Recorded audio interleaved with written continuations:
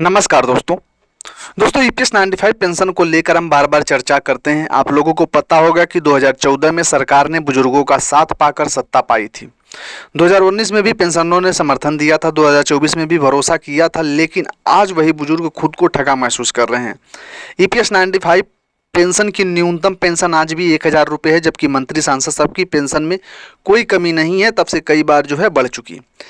NSC EPS 95 pensioner संगठन बार बार सरकार के सामने हाथ जोड़ रहा है, लेकिन सिर्फ आश्वासन मिलता है। अभी तक समाधान की कहीं से भी कोई प्रक्रिया नजर नहीं आती। एनएससी के प्रतिनिधि मंडल महाराष्ट्र चुनाव में देवेंद्र फडणवीस जी से मुलाकात की, दिल्ली में मिले, वित्त मंत्री, खेल मंत्री, रोजगार मंत्री से बार बार ज्ञापन दिया गया। 2 बार हेमा मालिनी जी से भी मुलाकात हुई, उन्होंने भी भरोसा दिया। सुप्रिया सुले जी, एनके प्रेमचंद्रन जी, ऐसे कई सांसदों ने सरकार के खिलाफ आवाज़ उठाई, लेकिन सरकार ने कभी बुजुर्गों का सहारा बनने की कोशिश नहीं की। दोस्तों, आज हम सब एक बहुत गहरे दर्द और आक्रोश के साथ इकट्ठा हुए हैं। ईपीएस 95 पेंशन का अपमान अब बर्दाश्त के बाहर है। सरकार रातों रात अपने मंत्रियों की पेंशन, भत्ते, सुविधाएं बढ़ा सकती है, लेकिन जिन बुजुर्गों ने अपनी पूरी जिंदगी देश को दी, उनके लिए सिर्फ वादे और बहाने, टालमटोल, यही प्रक्रिया चलती आई है। हजारों साथी अब हमारे बीच नहीं हैं, उनके परिवार सड़क पर आ गए हैं, कोई पूछने वाला नहीं है। 70-75 साल के बुजुर्ग अस्पताल, शमशान या घर में लाचार पड़े हैं। जिनके नाम पर सरकार ने करोड़ों जमा कराए, वही आज भीख जैसी पेंशन के लिए मजबूर हैं। सरकार ईपीएस 95 के पेंशन का हिसाब नहीं देती, न ब्याज न निवेश। सवाल पूछो तो फाइलें बंद, आंदोलन करो, पुलिस, कोर्ट, मीडिया, यह सब चुप हैं, और यही सब हमें करना पड़ता है।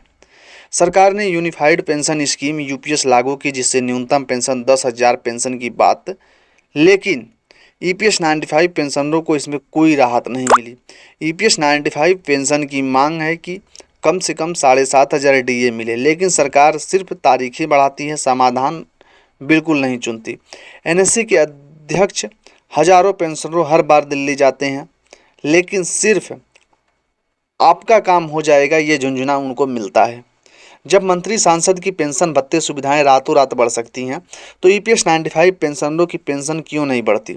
जिन बुजुर्गों ने 30 से 40 साल देश की सेवा की, इस देश को दिया, उनके लिए सरकार के पास पैसा नहीं है, लेकिन विज्ञापन, रैली, नेताओं की सुरक्षा पर हजारों करोड़ रुपए खर्च किए जाते हैं।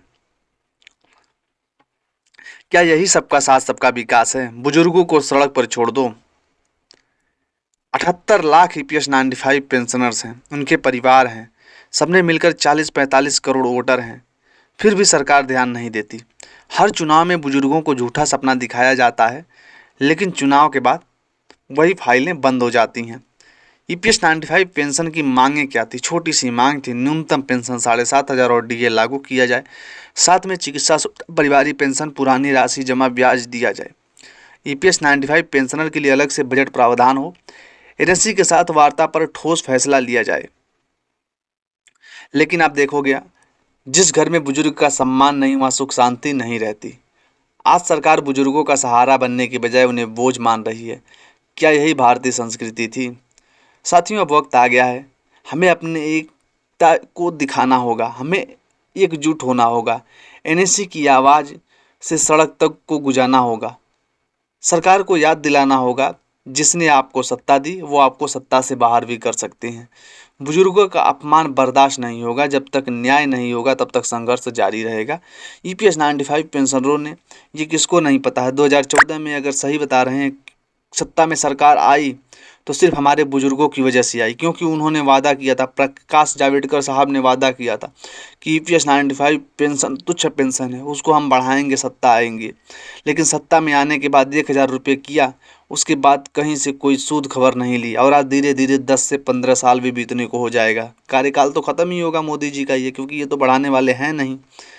हाँ, हमारा काम है गुजारिश करना। हमारे पेंशनर गुजारिश कर रहे हैं, हाथ जोड़कर मांग रहे हैं, अपना हक को हाथ जोड़कर मांगा जा रहा है। ऐसा कहीं आपने देखा है कि हमें पैसे दें और फिर हम ही हाथ जोड़ के खड़े हो जाएं, प्लीज़ हमारा पैसे लौटा दीजिए?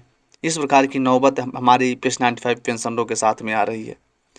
ये तो उल्टा सरकार को पैसे दिए हमने, ऊपर से फिर हम ही सरकार के सामने हाथ जोड़ रहे हैं, जो कि सरकार को हाथ जोड़ना चाहिए कि नहीं दे पा रहे हैं, ठीक है, कोशिश कर रहे हैं या बढ़ाएंगे, लेकिन हमें सरकार के पास जाना पड़ रहा है, सरकार हमारे पास नहीं आ रही।